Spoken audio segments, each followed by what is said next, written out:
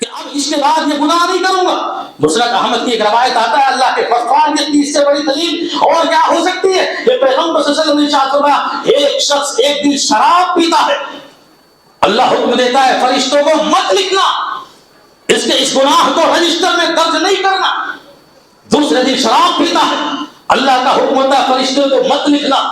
تیسرے دن شراب پیتا ہے, اللہ پھر بھی حکم دیتا ہے مت لکھنا. کیوں؟ ہو سکتا ہے میرا یہ بندہ ایک دن خطا, 2 دن خطا, 3 دن گناہ کرنے کے بعد ہو سکتا ہے اس کو توبے کی توفیق ہو جائے, ہو سکتا ہے یہ مجھ سے اپنے گناہوں کی معافی مانگ لے اور میں اسے معاف کر دوں. لیکن جب چوتھے دن بھی شراب پیتا ہے اللہ غضبناک ہو جاتا, اللہ ناراض ہو جاتا اور پھر وہ آواز لگاتا ہے فرشتوں اب لکھو اس کے نام کو گنہگاروں کی فہرست میں, اس نے میری رحمتوں کا میری محبتوں کا ناجائز فائدہ اٹھایا ہے. لیکن دیکھو گنہگار کی فہرست میں لکھ دو, ساتھ ہی ساتھ یہ بھی لکھ دینا کہ اس کے باوجود اگر یہ زندگی میں کبھی بھی مجھ سے توبہ کرے گا تو پھر بھی میں اس کے توبہ کو قبول کروں. یہ ہے اس کے غفاریت کی دلیل. اور آپ شیطان اور ابلیس کو جانتے ہو, ازلی دشمن ہے ہمارا اور آپ کا.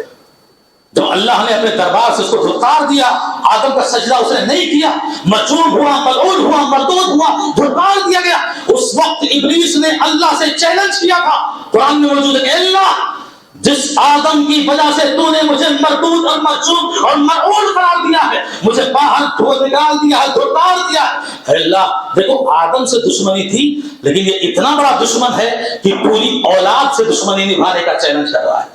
اے اللہ تیرے آدم کی ساری اولاد کو جب تک یہ زندہ رہیں گے میں انہیں گمراہ کرتا رہوں گا, میں انہیں ذلت و رسوائی کا منہ دکھاتے رہوں گا, ہمیشہ تیری راہ سے انہیں بھٹکاتا رہوں گا. اللہ رب العزت نے اپنی شان کے مطابق کہا اور چیلنج کر رہا ہے. کس کو کر رہا ہے؟ جس کے پاس نینوے رحمت ہے, میرے بندوں کو لے کر کے مجھ سے چیلنج کر رہا ہے, میری شان کو, میری آن کو, میری بان کو, میری عظمت کو للکار رہا ہے, میری مغفرت کو للکار رہا ہے. تو سن, تو ساری زندگی میرے بندوں کو گمراہ کرے گا, میں ساری زندگی جب تک وہ غلطیاں کریں گے اور غلطیاں کر کے مجھ سے معافی مانگیں گے میں ساری زندگی انہیں معاف کرتے رہوں.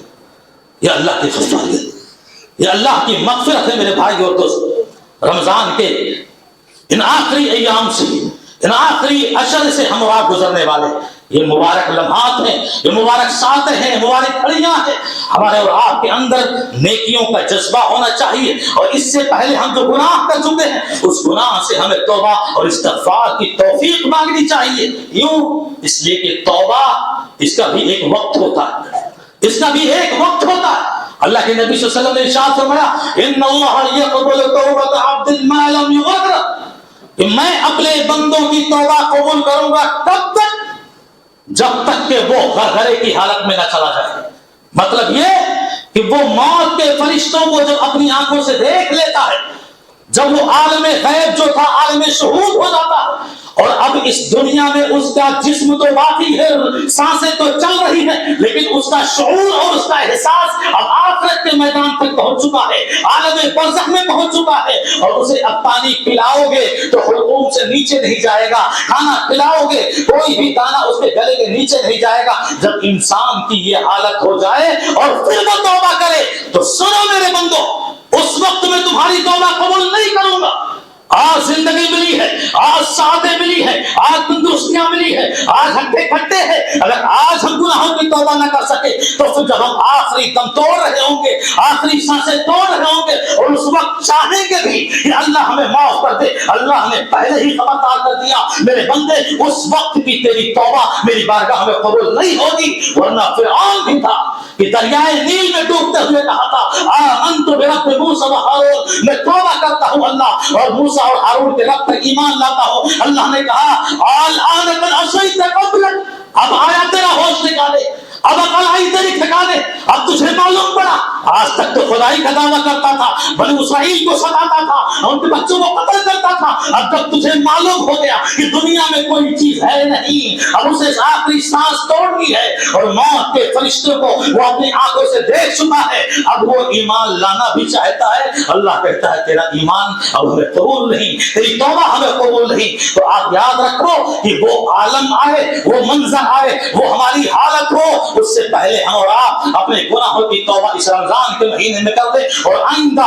نیکیوں کی راہ اختیار کرتے ہوئے چلیں. اور ایک دوسرا وقت بھی ہے, اللہ کے نبی نے فرمایا کہ جب سورج جو مشرق سے نکلتا ہے جس دن مغرب سے نکل جائے گا پھر تمہاری توبہ قبول نہیں کی جائے گی. اور ایک وقت وہ بھی ہے کہ جب تم اللہ کا عذاب آتا ہوا اپنی آنکھوں سے دیکھ لو, اور یہ عذاب جب تمہیں سزا اور یہ اللہ کا بھیجا ہوا عقاب بندوں پر آتا ہوا جب دیکھ لو اور پھر توبہ کرنا چاہو, اس وقت کی توبہ بھی اللہ کو قبول نہیں. میرے بھائیو اور دوستو, اب میں یہ کہنا چاہوں گا کہ رمضان کے ان مبارک اور مقدس گھڑیوں سے گزرتے ہوئے نمازوں کے ذریعہ, صدقہ اور خیرات کے ذریعہ, ہمدردیوں کے ذریعہ, غمخواریوں کے ذریعہ, محبتوں کے ذریعہ, عبادتوں اور نیکیوں کے ذریعہ, قرآن کی تلاوتوں کے ذریعہ, توبہ اور استغفار کے ذریعہ اپنی زندگی سنوارنے کی کوشش کرو, اپنی زندگی بنانے کی کوشش کرو. کون سی زندگی؟ صرف دنیا کی نہیں بلکہ آخرت کی زندگی کو بنانے کی کوشش کرو. اللہ کے نبی صلی اللہ علیہ وسلم نے فرمایا التائب من الذنب کمن لا ذنب له, کہ گنہگار آدمی